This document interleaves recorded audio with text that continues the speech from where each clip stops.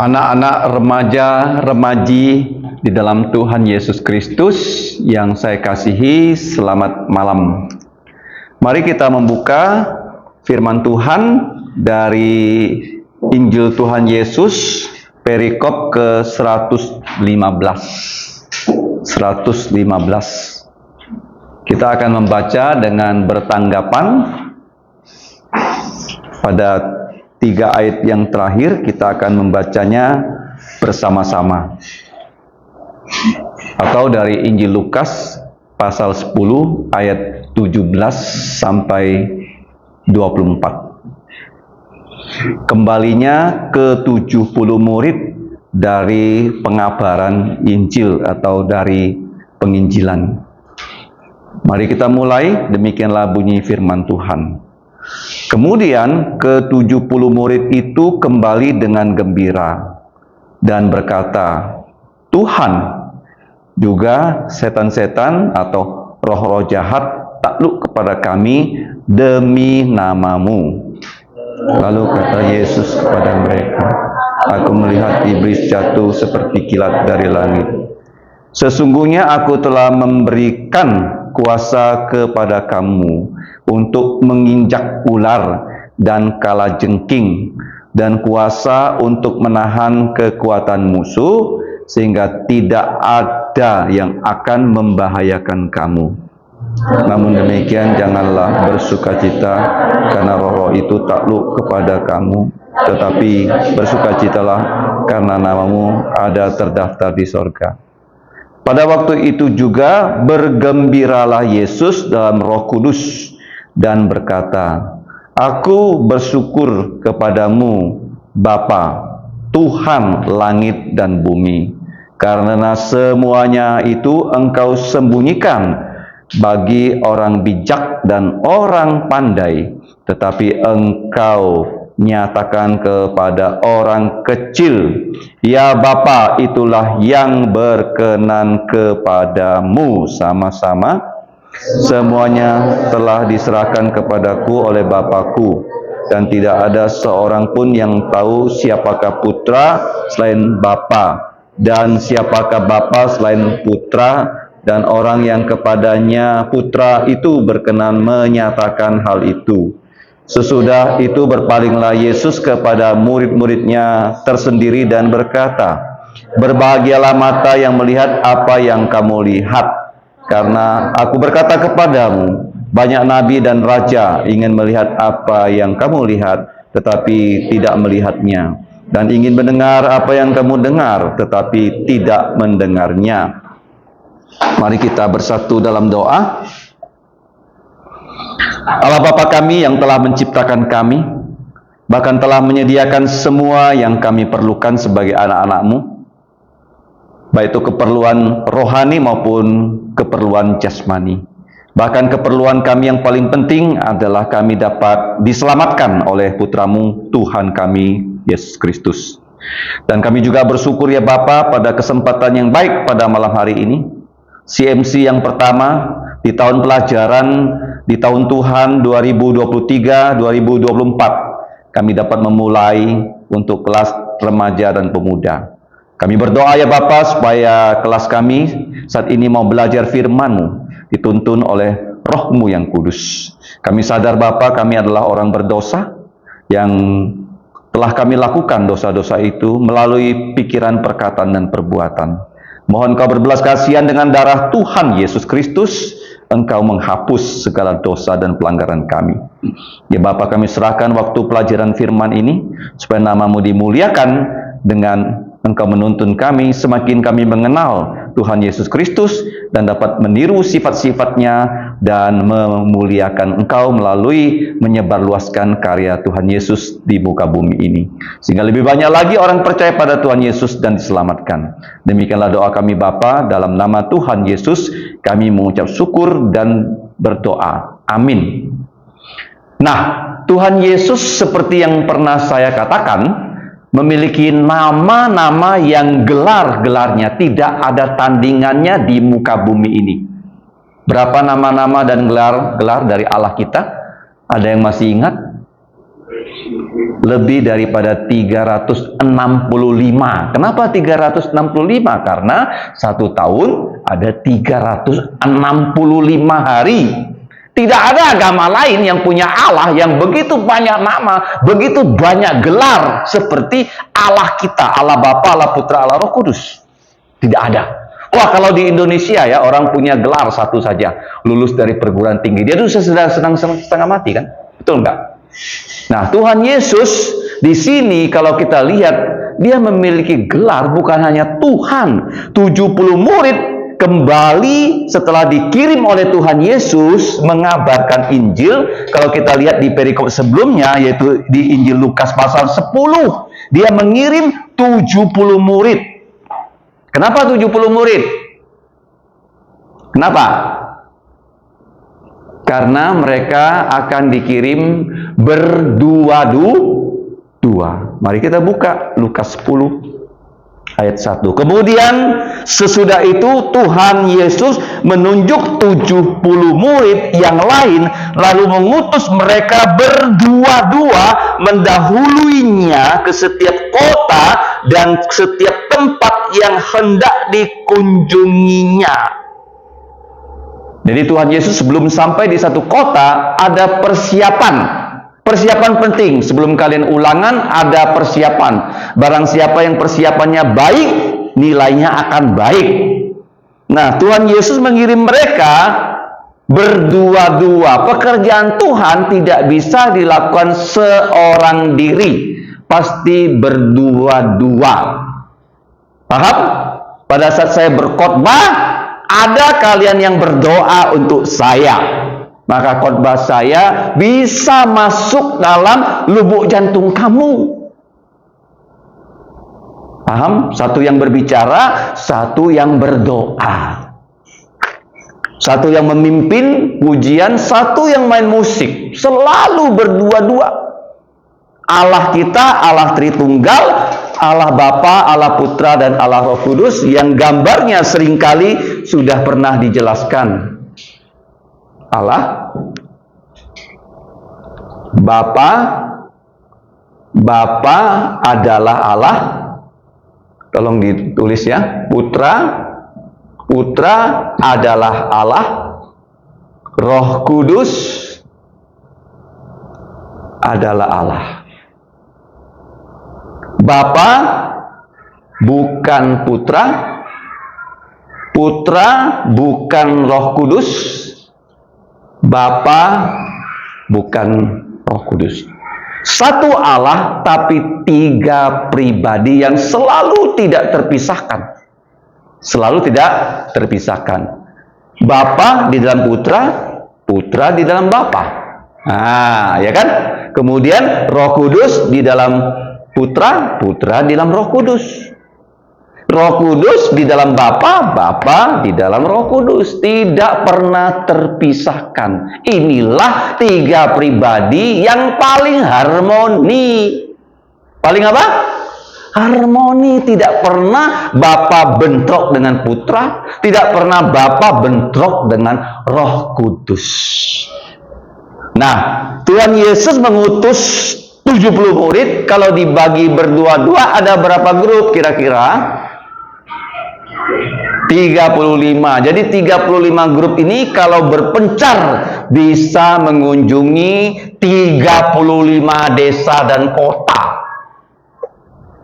Di Kalimantan Barat ada berapa kota dan kabupaten? Siapa yang tahu?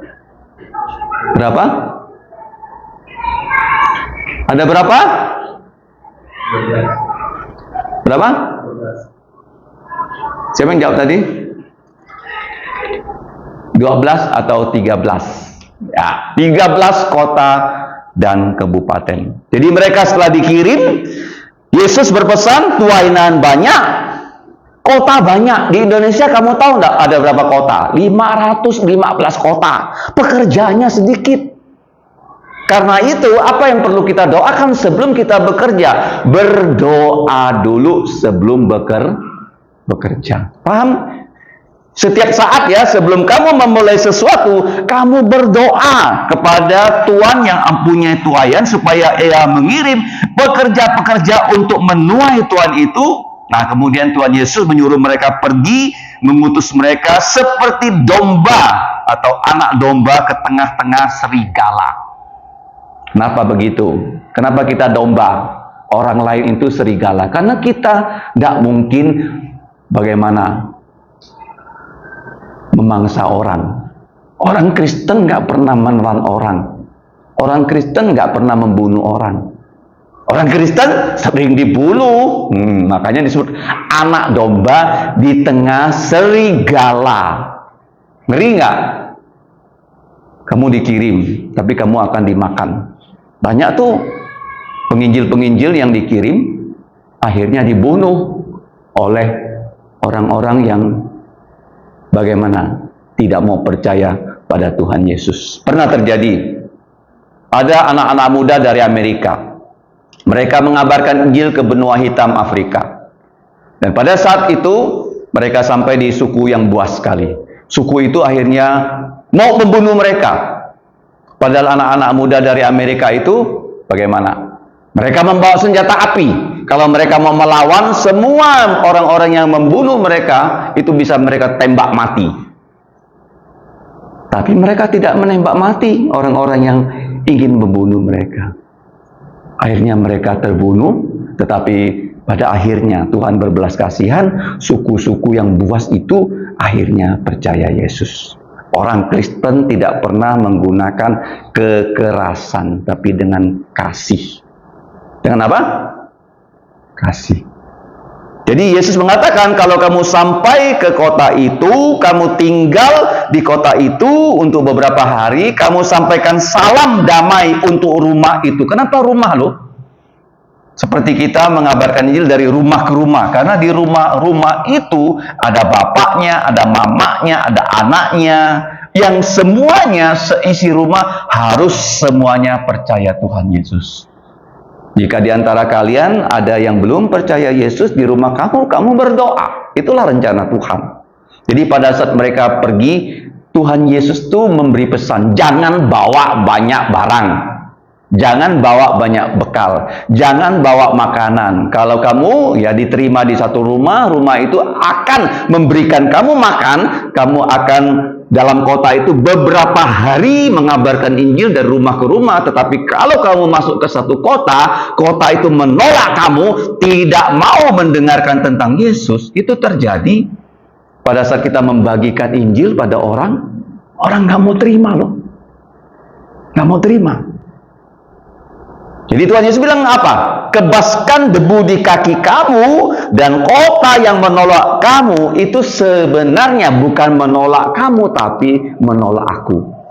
Kamu tahu nggak, kalau sekarang kamu tidak menerima firman yang disampaikan, kamu bukan tidak menerima kata-kata saya, tapi kamu tidak menerima kata-katanya Yesus. Mengapa demikian? Karena kata-kata yang saya sampaikan adalah kata-kata Tuhan Yesus. Dan Tuhan Yesus mengatakan, barang siapa yang menolak kamu, dia bukan hanya menolak kamu, dia menolak aku, bahkan menolak Bapa di sorga yang telah mengutus aku. Bayangkan ya, kalau sekarang saya diutus Presiden Jokowi, saya pergi kepada Bupati Kuburaya. Hai Bupati, inilah pesan dari Presiden Jokowi. Kira-kira dia dengarkan saya enggak? Dengar enggak? Dia harus dengar.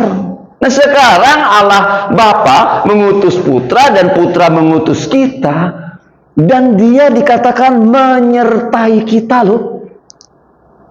Nah, mari kita lihat ya, kalau kamu diutus oleh Tuhan, kamu berhasil atau tidak? Berhasil atau gagal? Kira-kira. Nah, bacaan tadi kita dari ayat 17 dikatakan murid-murid itu kembali kepada Yesus dengan gembira, dengan sukacita. Kenapa sukacita? Karena mereka melakukan hal yang Tuhan Yesus suruh. Tuhan Yesus suruh kamu apa? Tiap hari baca firman, tiap hari berdoa, tiap hari hidup kudus, tiap hari melayani. Kira-kira hidup kamu bisa berhasil atau gagal? Saya tanya kamu. Berhasil atau gagal? Kalau kamu ikuti satu persatu perintahnya Tuhan Yesus, pasti berhasil. Kenapa? Karena Yesus gak mau kita menjadi orang yang gagal. Kalau kita gagal, ditanya siapa guru kamu? Yesus. Loh, kok Yesus punya murid yang gagal ya? Nah, jadi murid-murid ini mereka punya guru yang terbaik. Guru yang terbaik itu ya memberikan mereka bukan hanya latihan ya di dalam kelas seperti ini. Nah, mereka sudah melihat bagaimana Yesus mengabarkan Injil. Kemudian mereka disuruh pergi mengabarkan Injil. Jadi mereka bukan hanya tidak dilatih loh, mereka sudah dilatih. Mereka sudah melihat Yesus mengabarkan Injil. Sekarang mereka diutus berdua-dua. Kenapa berdua-dua? Karena kalau satu berbicara, yang lain apa? Berdoa. Jadi kalau kamu mendengarkan orang menyampaikan firman, kamu juga berdoa loh, supaya orang yang menyampaikan firman memiliki pengurapan Roh Kudus. Jadi kalau kamu mengerti firman, bukan orang yang menyampaikan firman itu bagus, bukan. Ada yang berdoa untuk dia loh, supaya firmannya bisa diterima dan berbuah. Mereka pulang kepada Yesus dengan gembira karena berhasil. Dan mereka berkata kepada Yesus, Yesus bukan hanya guru, tapi dia Tuhan. Dia apa? Kenapa guru dan Tuhan? Tuhan, apa bedanya Tuhan dengan Allah? Apa bedanya, Yosef?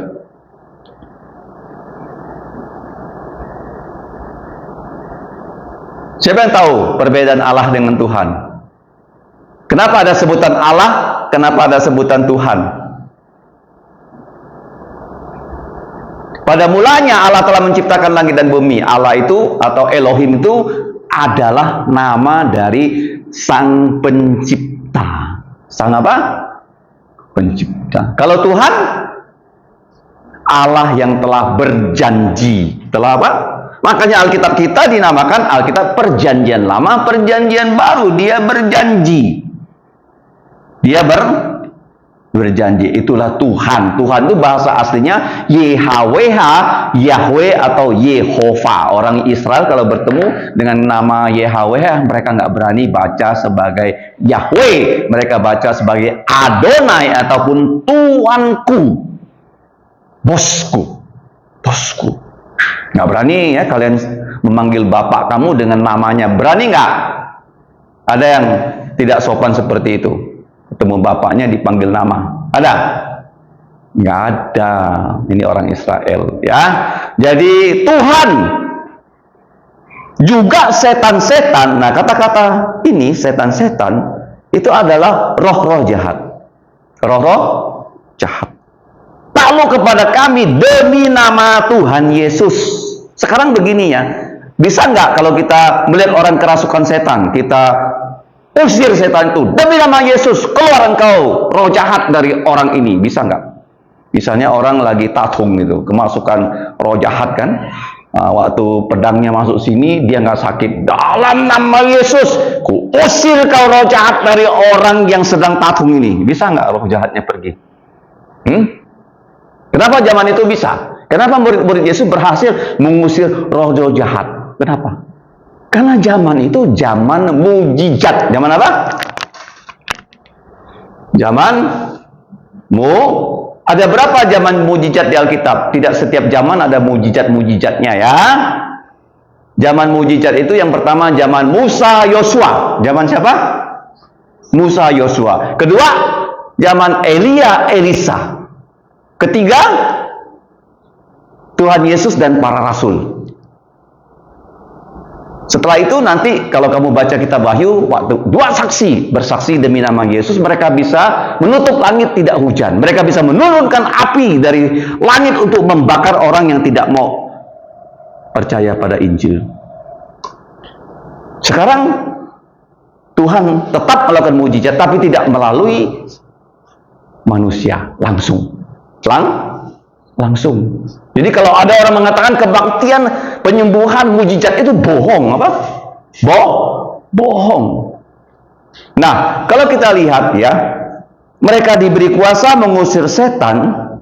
Yesus berkata kepada mereka, aku bahkan melihat iblis. Ya, iblis ini adalah kepalanya dari roh-roh jahat. Karena roh-roh jahat ini sebenarnya jumlahnya itu begitu banyak di angkasa. Karena apa? Sepertiga ya dari malaikat itu memberontak kepada Allah. Kalau kamu mau membacanya dalam kitab Yesaya pasal 14 atau Yehezkiel pasal 28. Itu ada penghulu malaikat yang bernama Lucifer, kepala malaikat. Dia tidak mau lagi menjadi penyembah Allah, dia mau menjadi Allah yang disembah oleh malaikat-malaikat lainnya. Dosa kesombongan itu membuat dia jatuh, dan sepertiga malaikat ikut dia jatuh, dan langsung surga itu dibersihkan oleh Tuhan. Mereka semua diusir, dan mereka sekarang tidak ada lagi di surga, mereka berada di angkasa. Di mana? Angkasa. Dari roh-roh jahat di sini bukanlah orang-orang yang sudah mati.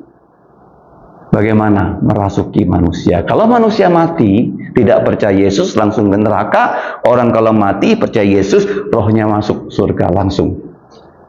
Kenapa orang melihat hantu? Kenapa? Kok hantu ini mirip orang itu ya? Kok hantu mirip manusia ya? Ada rambutnya, ada hantu wanita, ada hantu laki-laki. Kok bisa ya? Padahal malaikatnya semua laki-laki loh. Kok bisa ya ada hantu wanita ya? Kenapa? Karena mereka mau menipu, menyamar apa? Menyamar supaya manusia bagaimana? Menyembah-nyembah kepada roh-roh jahat, roh nenek moyang, khususnya orang Tionghoa kan? Pandai sekali setan menipu manusia. Jadi Yesus mengatakan, bahkan aku melihat iblis jatuh seperti kilat dari langit. Artinya begini loh, bagaimana caranya sekarang kita menaklukkan roh jahat? Tadi saya katakan kan, seandainya ada orang yang sedang patung, kamu bilang, demi nama Yesus, keluar roh jahat dari dia. Enggak begitu. Orang kalau tatung, bisa nggak dia 24 jam tatung? Nggak bisa kan? Nah, pasti dia ada jam-jam sadarnya. Jadi waktu dia sadar, kamu kasih tahu dia tentang Tuhan Yesus. Tentang apa? Bahwa Tuhan Yesus sudah mati untuk dosa-dosa semua manusia, sesuai kitab suci. Yang kedua, Tuhan Yesus sebagai bukti dia mati, dia sudah dikubur. Yang ketiga, pada hari ketiga Tuhan Yesus sudah bangkit sesuai dengan kitab suci, dia menampakkan diri. Kamu mau percaya nggak bahwa kamu orang berdosa? Kamu mau percaya nggak bahwa Yesus mati untuk dosa kamu? Kamu mau percaya nggak bahwa Yesus sudah bangkit dari kematian, mengalahkan maut? Orang itu bisa percaya karena apa? Roh Kudus yang bekerja. Roh Kudus apa? Bekerja. Kalau Roh Kudus tidak bekerja, kamu mau kabarkan Injil pada dia 10 kali pun dia tidak akan percaya. Tapi kalau Roh Kudus bekerja, sekali kamu kabarkan Injil, dia bisa langsung percaya pada Tuhan Yesus loh. Nah, jadi itulah kuasa yang bisa mengalahkan setan pada zaman sekarang. Sekarang pertanyaannya, pernah nggak kamu berdoa untuk orang yang belum percaya Yesus?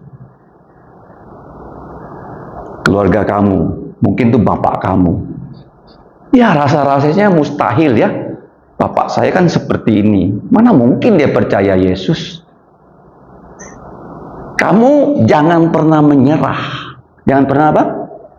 Menyerah. Karena di mata Tuhan tidak ada yang mustahil. Kamu berdoa dan kamu cari kesempatan yang baik. Kamu kabarkan Injil kepada orang tua kamu yang belum percaya. Kalau Roh Kudus bekerja dalam lubuk jantungnya, dia bisa percaya.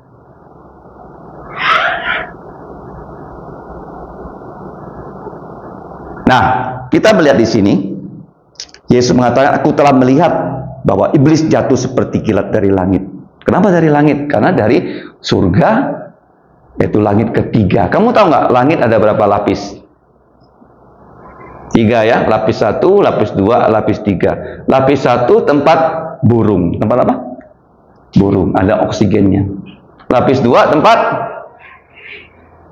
Sun, moon, stars. Tidak ada oksigennya. Matahari, bulan, dan bintang. Bintang. Lapis 3, tahta Allah. Jadi para malaikat itu yang jatuh diusir dari sini. Langit lapis ketiga kemana? Langit lapis ke-2 atau langit lapis ke-1. Dia roh jahat itu nggak punya kaki, dan tidak seperti kita bisa menginjak bumi. Mengerti? Jadi dia ada di udara. Ada di mana? Bisa lapis ke-2, bisa lapis ke-1. Roh-roh jahat ada di mana? Di udara. Paham? Mengerti ya? Nah, jadi Yesus mengatakan, aku melihat ini, iblis jatuh seperti kilat. Kenapa seperti kilat? Karena cepat. Begitu dia berdosa, Tuhan langsung usir loh. Jadi surga itu bersih. Bersih. Iblis itu memang masih bisa ke surga untuk melapori orang-orang yang percaya. Kamu baca kitab Ayub. Pada suatu hari, iblis sampai ke surga. Dia bilang sama Tuhan, Tuhan, ya, bertanya pada dia, dari kemana kamu iblis? Saya keliling dunia. Dia bilang apa? Keliling? Kenapa dia perlu keliling dunia? Karena dia tidak maha tahu. Dia tidak maha. Tuhan perlu nggak keliling dunia? Tuhan tak perlu keliling dunia, dia maha tahu. Terus Tuhan tanya sama dia, iblis, apa yang kamu lihat? Ada satu orang tuh Ayub. Dia hidup saleh. Kamu berkati dia, kasih dia banyak anak, 10 anak, kasih dia banyak harta benda sehingga dia menyembah Engkau. Coba kamu ambil semuanya, Tuhan.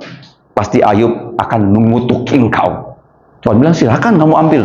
Semua harta benda Ayub diambil. Semua anak-anaknya nyawanya dicabut. Tapi Ayub berkata apa? Kita jangan mau terima yang baik saja dari Tuhan. Kalau sesuatu yang tidak baik dari Tuhan, kita terima. Ternyata Ayub, walaupun anaknya dibunuh, walaupun harta bendanya habis musnah, dia tidak bagaimana? Mengutuki Tuhan. Akhirnya iblis datang lagi ke surga. Lapor lagi. Iya, Ayub, masih kau lindungi bukan? Terus dia tanya iblis, kamu mau buat apa sama Ayub? Iblis bilang, aku akan sekarang bikin hidup Ayub lebih susah lagi. Tuhan bilang, silakan, asal jangan kau cabut nyawanya. Akhirnya Ayub dibikin seperti apa? Sakit kulit dari sini sampai ke bawah, gatal semua. Tapi apakah Ayub mengutuki Tuhan? Ternyata tidak. Iblis loh bisa masuk ke surga loh, laporin orang loh. Nah, jadi iblis itu kamu lihat ya, Tuhan Yesus bilang jatuh dari langit. Artinya apa? Kalau zaman sekarang, kalau iblis itu jatuh, artinya kalau kita kabarkan Injil, orang mau percaya Yesus. Kita kabarkan Injil, ada orang percaya Yesus. Kenapa? Karena orang yang tidak percaya Yesus, dia masih dikuasai iblis. Dikuasai apa? Dibohongi iblis, ya, sebagai penyembah berhala, penyembah nenek moyang, percaya kepada tahyul. Nah, sesungguhnya Yesus berkata kepada para muridnya, aku telah memberikan kuasa kepadamu. Kuasa di sini adalah kuasa dari Yesus, diserahkan kepada para murid untuk menginjak ular. Ini maksudnya menginjak ular dan kalajengking. Itu artinya kalau kita mengabarkan Injil, orang bisa percaya Yesus. Kenapa? Coba buka kitab Kejadian pasal 3 ayat 15. Apa itu ular? Kata ular muncul di Kejadian pasal 3, tapi di sini Tuhan Yesus sudah mengutuk ular di dalam pasal 3 ayat 15 yang dinamakan sebagai Injil yang pertama. Aku Tuhan, di sini Tuhan Yesus akan mengadakan permusuhan antara engkau dan perempuan ini, antara keturunanmu dan keturunannya. Keturunannya, yaitu keturunan dari perempuan, yaitu Tuhan Yesus, akan meremukkan kepalamu ular, dan engkau ular akan meremukkan tumitnya. Kapan kepala ular diremukkan oleh keturunan perempuan? Kapan? Waktu Yesus disalib, dia bangkit dari kematian. Kapan tumitnya keturunan perempuan itu dilukai oleh ular? Kapan? Juga waktu Tuhan Yesus disalib. Apa artinya kita bisa menginjak ular? Apa artinya? Artinya orang yang sebelumnya itu menjadi orang yang diperbudak oleh dosa, oleh kuasa setan, begitu dia mendengarkan Injil Tuhan Yesus, dia percaya pada Tuhan Yesus, maka kuasa kegelapan, kuasa dosa itu dalam hidupnya dibebaskan. Dia apa? Kamu tahu nggak? Kalau kamu percaya Yesus dengan kamu belum percaya Yesus, apa bedanya? Apa bedanya? Orang yang percaya pada Tuhan Yesus itu punya kesukaan membaca, merenungkan firman Tuhan. Paham? Tapi kalau orang tidak percaya Yesus, dia nggak suka baca firman Tuhan. Dia sukanya apa? Dia sukanya ngobrol sana, ngobrol sini. Dia sukanya main game. Kalau baca firman Tuhan, dia tak berminat. Ya kan? Nah, kalau orang sudah percaya Yesus, karena kuasa dari dunia, kuasa dari iblis sudah dihancurkan oleh kuasa Tuhan Yesus, maka orang itu sekarang bisa menjadi murid Yesus. Nah, dikatakan di sini oleh Tuhan Yesus, kuasa untuk menahan kekuatan musuh sehingga takkan ada sama sekali yang bisa membahayakan kamu. Kenapa begitu ya? Karena orang yang sudah percaya Yesus, walaupun diutus ke tempat yang berbahaya, Tuhan Yesus melindungi kita loh. Dia selalu bersama-sama dengan kita. Dikatakan oleh Tuhan Yesus, kalau tidak diizinkan oleh Allah Bapa, tidak satu helai pun rambut di kepala kamu yang jatuh ke atas bumi. Nah, Yesus berkata kepada mereka, namun demikian janganlah kamu senang bergembira, karena roh-roh itu takluk kepada kamu demi nama Yesus. Sekali lagi ya, demi nama Yesus. Tetapi bersukacitalah, senanglah, karena nama kamu ada ditulis di sorga. Itu maksudnya apa? Nama kita ditulis di sorga. Tuhan itu punya buku, bukan hanya Alkitab ini saja. Dia punya buku, satu buku yang namanya Kitab Kehidupan. Kitab apa? Ya, di situ ada nama-nama dari orang yang sudah dipilih untuk diselamatkan. Jadi kalau kamu sekarang dan saya percaya Yesus, itu bukan kita yang memilih Tuhan Yesus. Tuhan Yesus yang memilih kita, karena sebelum kita lahir, nama-nama kita sudah ada di sana. Kamu belum ada, saya belum ada, tapi namanya sudah ada. Kalau kita di bumi ini kan begini ya, sudah lahir baru ada nama, betul nggak? Betul tidak? Orang itu sudah lahir di rumah sakit, baru dia ke catatan sipil, minta namanya dicatatkan, orang ini lahir tanggal berapa, kemudian oleh negara diberi nomor induk kependudukan NIK. Betul nggak? Kalau belum lahir boleh minta nggak? Saya nanti akan punya anak, namanya ini, tolong catat ya, Bapak di kantor namanya catatan sipil. Ya nggak terima, kamu gila apa kan? Orangnya belum ada kok dicatat. Betul nggak? Nah, tapi kalau kita beda. Sebelum kita lahir, nama kita yang percaya Yesus sudah ditulis di mana? Kitab Kehidupan. Nah, coba lihat ya satu ayat ya. Kitab itu namanya Kitab Kehidupan. Ulangan 32:32. Jangan lupa ya, ulangan berapa? 32:32, gampang diingat. Jadi di situ Musa berkata kepada Tuhan, jikalau engkau tidak mengampuni dosa orang Israel, lebih baik namaku dihapus saja dari kitabmu ya Tuhan. Kita baca sama-sama 32 dan 33. Ulangan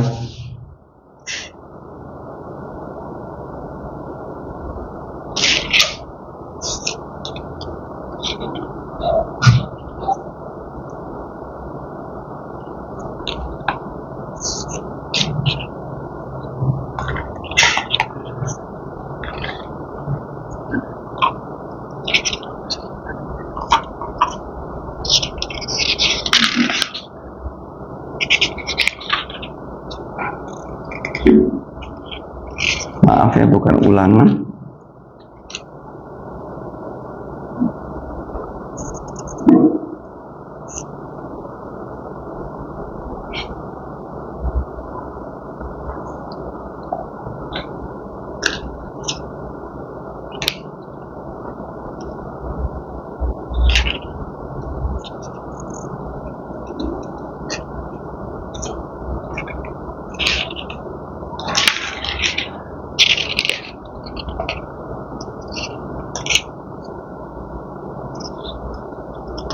Maaf, bukan 3232 ya. Catatan saya di sini ada sedikit kekeliruan. Jadi di situ Musa berdoa, kalau nama Musa lebih baik dihapus dari kitab kehidupan jikalau Tuhan tidak mau ya mengampuni dosa orang Israel. Jadi Tuhan berkata kepada Musa, bukan ya nama kamu yang dihapus, tapi barang siapa yang tidak mau percaya, namanya yang akan dihapus dari kitab kehidupan. Jadi kita harus bersukacita bukan karena bagaimana roh-roh jahat taat kepada kita. Maksudnya apa? Kalau kita mengabarkan Injil, orang bisa percaya, tapi kita harus lebih bersukacita kalau ya kita adalah orang yang sungguh-sungguh sudah percaya pada Tuhan Yesus. Nah, yang bagian terakhir ayat 21. Pada waktu itu juga bukan hanya murid Yesus bergembira loh, tetapi Yesus sendiri bergembira dalam Roh Kudus. Dan dia berkata, aku bersyukur kepadamu Bapa, Tuhan langit dan bumi, karena semuanya itu engkau sembunyikan untuk orang bijak dan orang pandai, tetapi engkau nyatakan kepada orang kecil. Ya Bapa, itulah yang berkenan kepadamu. Kalau kamu lihat di sini, Tuhan Yesus ya bergembira di dalam Roh Kudus. Dan dia berdoa kepada Bapa. Jadi kamu lihat di sini ya, kalau Roh Kudus bekerja ya dalam diri kita, ada dua hal yang terjadi. Satu, kita menjadi sedih. Menjadi apa? Kenapa Roh Kudus bekerja membuat kita sedih? Karena kalau kita ya ditegur dosa-dosanya oleh Roh Kudus dan kita menjadi sedih. Coba baca dalam Matius pasal 5. Matius pasal 5. Khotbah Yesus di bukit. Yang pertama, berbahagialah orang yang miskin secara rohani, karena mereka yang empunya kerajaan Allah. Bagian kedua ayat 4, pasal 5 ayat 4. Berbahagialah orang yang berduka cita. Nah, kenapa orang bisa berduka cita? Karena kita ditegur dosa-dosanya oleh Roh Kudus. Karena mereka akan dihiburkan. Mengapa? Orang itu berduka cita karena kita bilang kamu dosanya A, dosanya B, dosanya C, tetapi bagaimana? Roh Kudus bilang ada jalan keluarnya, yaitu ini. Darahnya Yesus bisa menghapus semua dosa kamu. Ini bedanya loh. Kalau agama yang lain kamu berdosa, kamu buat amal supaya dosa kamu dihapus. Nggak bisa. Perbuatan amal tidak bisa menghapus dosa manusia. Kalau kita bagaimana? Kita berdosa dan kita disadarkan Roh Kudus bahwa ada ya pengampunan dosa melalui darahnya Tuhan Yesus. Itu bedanya. Jadi sama sekali ya, kita tidak ada andil kalau dosa kita sampai dihapus loh. Tidak ada andilnya. Tuhanlah yang menjadi pelakunya.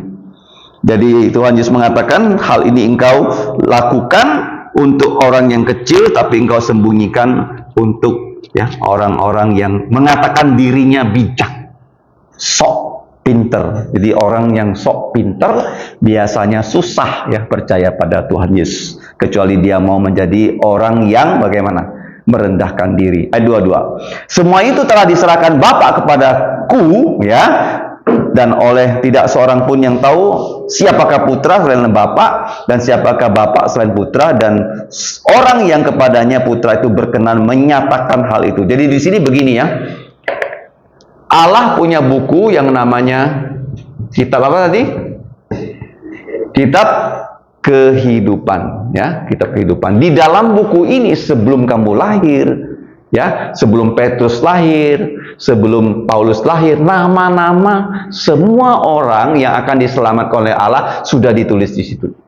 Tapi begini loh, mereka tidak akan selamat, kamu tidak akan selamat, saya tidak akan selamat kalau Injil itu belum datang kepada kamu.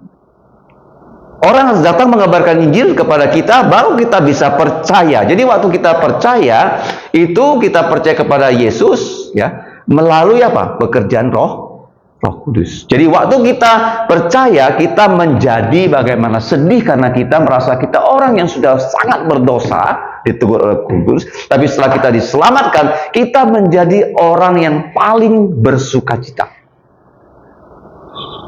Nah, kesukaan dalam Tuhan ya, kalau kita sudah percaya Yesus, tidak akan bagaimana? Hilang. Sampai selama-lamanya. Kalau misalnya kamu dapat barang yang kamu dapat membuat kamu senang ya.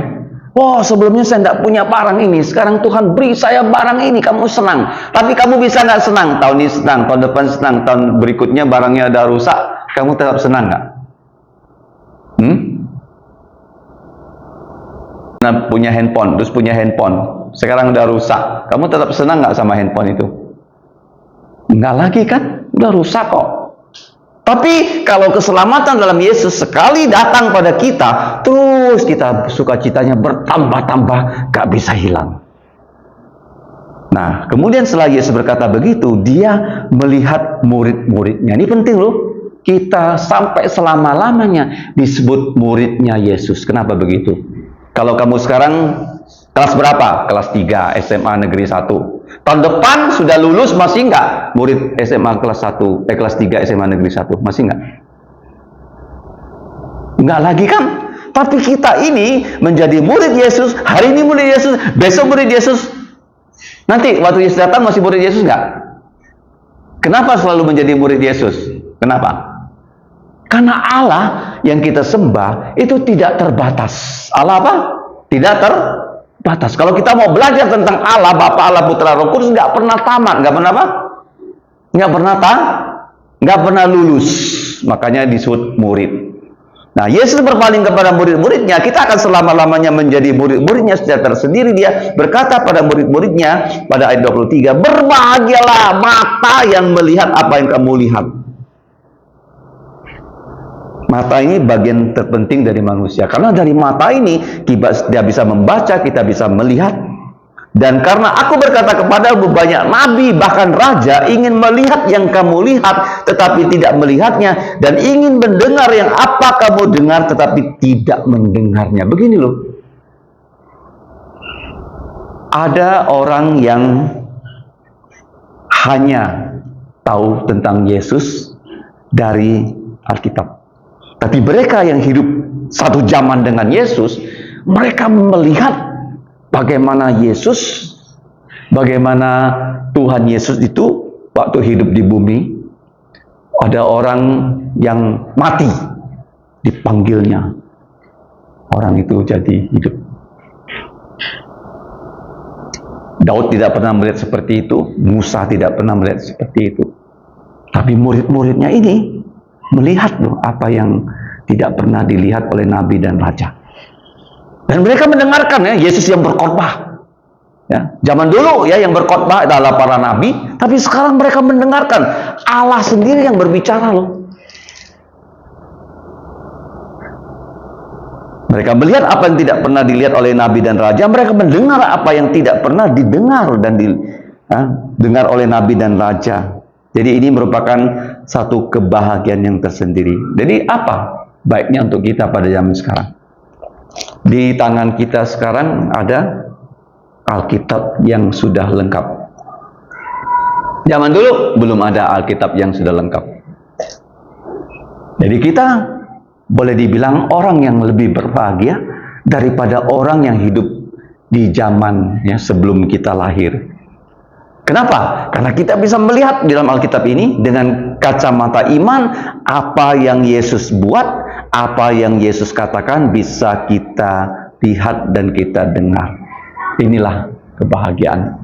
Jadi malam hari ini kita belajar para murid yang diutus berdua-dua kembali kepada Yesus dengan laporan. Laporan itu penting loh. Misalnya begini ya, hari ini berapa orang yang ikut CMC, kita kasih tahu pada orang. Itu penting ya. Yang kedua, mereka menjadi senang. Kenapa senang? Bukan hanya ya mereka senang karena mereka berhasil menyembuhkan orang sakit, ya, tapi mereka bisa mengusir setan dalam nama Yesus. Sekarang kita masih bisa nggak mengusir setan dalam nama Yesus? Tidak bisa lagi secara langsung, tapi secara tidak langsung kamu beritakan Injil, dan orang kalau percaya itu pekerjaan dari Allah Bapa, Allah Putra, dan Allah Roh Kudus. Nah kemudian Yesus mengatakan dia melihat iblis jatuh seperti kilat dari langit. Itu kenapa? Karena iblis begitu dia berdosa diusir dari sorga ke langit yang kedua dan langit yang ketiga. Dan sekarang ya kita juga diberi kekuatan untuk menginjak ular. Bagaimana cara kita menginjak ular? Tidak seperti ya gereja-gereja karismatik yang berkata, demi nama Yesus, aku injak kau setan, aku hancurkan kau setan di bawah kakiku. Enggak begitu. Setiap kebaktian orang karismatik selalu mereka mengusir setan. Bagaimana cara kita mengusir setan dari kehidupan orang? Kita beritakan Injil. Kalau Yesus sudah dipercayai, Roh Kudus tinggal dalam mereka, setan otomatis tidak berani merasuki mereka lagi. Hanya bisa menggoda orang itu. Kemudian Yesus mengatakan, aku di sini ya memberitahu kamu, jangan kamu senang kalau roh-roh jatuh takluk pada kamu, tetapi senanglah kalau nama kamu sudah dicatat di surga. Sekarang pertanyaannya, kamu sudah sungguh-sungguh percaya Yesus? Sudah belum? Apa buktinya kamu sungguh percaya Yesus? Kamu lebih suka firman Tuhan daripada kesenangan dunia. Kalau kamu lebih senang main game daripada membaca firman, itu bahaya sekali ya Pak. Rohani kamu sedang sakit. Sedang apa? Sakit. Kemudian Yesus ya, dia juga bergembira, bukan hanya murid Yesus bergembira. Kenapa dia bergembira? Karena dia berkata, Allah menyerahkan pekerjaan sorgawi itu kepada orang-orang yang sederhana. Bukan kepada profesor yang pintar-pintar di universitas untuk mengabarkan Injil, tapi kepada kita yang sederhana-sederhana ini. Kalau kita sudah percaya, kita bisa mengabarkan Injil. Kenapa kita mengabarkan Injil? Karena kita diberi kesempatan melihat ya perbuatan Yesus, mendengarkan firman Tuhan Yesus yang tidak pernah dilihat dan didengar oleh orang-orang yang hidup sebelum kita. Raja Daud tuh nggak tahu bagaimana Yesus memberi makan 5.000 orang. Dia nggak tahu. Raja Daud, Nabi Musa, dia nggak tahu bagaimana Tuhan memanggil Lazarus keluar dari kubur. Tapi kita tahu.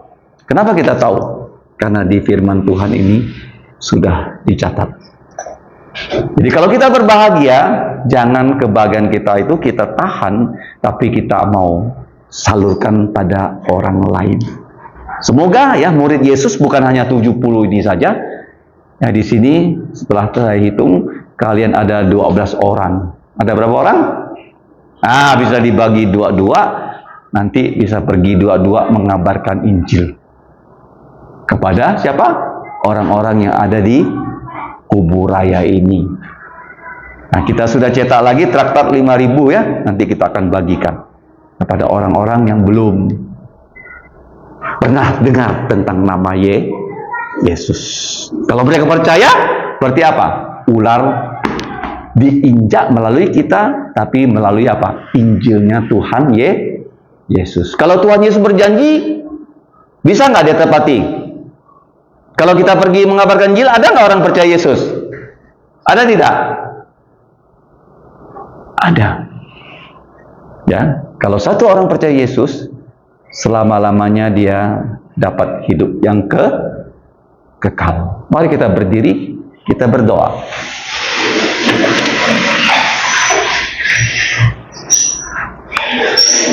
Bapa kami di surga, kami datang mengucap syukur Tuhan Yesus telah mengutus bukan hanya 12 murid tapi 70 murid. Sekarang Bapa, utuslah kami sebagai orang yang sudah percaya Yesus untuk mengabarkan Injil sehingga banyak orang bisa percaya pada Tuhan Yesus. Ya Bapa, tolonglah kami sebagai anak-anak yang masih muda agar Engkau memberikan kami kesempatan bersaksi kepada keluarga kami dan selamatkanlah seluruh keluarga kami. Ya Bapak, kami juga berdoa untuk anak-anak remaja-remaji yang akan masuk ke sekolah minggu depan, dan sebelum mereka masuk ke sekolah, mereka bisa turut melayani dalam sekolah Alkitab liburan. Pimpinlah mereka ya Bapak, supaya mereka menjadi remaja-remaji yang melakukan kehendak-Mu seperti para murid yang melakukan kehendak Tuhan Yesus. Sebentar lagi kami akan pulang, lindungilah kami, jadikanlah kami sebagai saluran berkat rohani kepada orang-orang yang di sekitar kami. Tuntunlah kami, jagalah kami, agar kami senantiasa setia kepada Engkau, rajin membaca firman dan berdoa, dan bersaksi, dan belajar dan bekerja. Tolonglah kami dan ampuni dosa kami. Dalam nama Tuhan Yesus kami mau mengucapkan doa Bapa kami yang berbunyi. Bapa kami yang di surga, dikuduskanlah namamu, datanglah kerajaanmu, dilaksanakanlah kehendak-mu di bumi seperti di sorga. Berikanlah kami pada hari ini makanan harian kami, dan ampunilah kami akan kesalahan kami, seperti kami juga mengampuni orang yang bersalah pada kami. Dan janganlah membawa kami ke dalam pencobaan, tetapi lepaskanlah kami dari yang jahat, karena Engkaulah yang punya kerajaan dan kuasa dan kemuliaan sampai selama-lamanya. Amin. Putar Andreas. Terima kasih.